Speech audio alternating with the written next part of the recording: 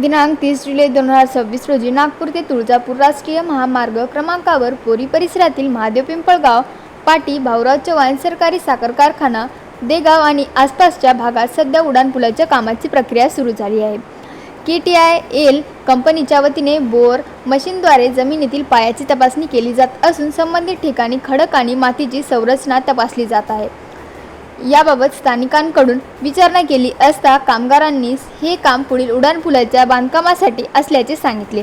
दरम्यान पिंपळगाव पाटी ते देगाव कारखाना परिसरातील उड्डाणपुलाचे काम झाल्यास येथील छोटे मोठे हॉटेल दुकाने आणि स्थानिक व्यवसायांवर परिणाम होण्याची शक्यता व्यक्त केली जात आहे.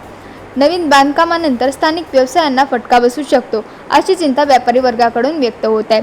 या संपूर्ण घडामोडीवर प्रशासन आणि संबंधित विभाग काय भूमिका घेते याकडे नागरिकांचे लक्ष लागले आहे.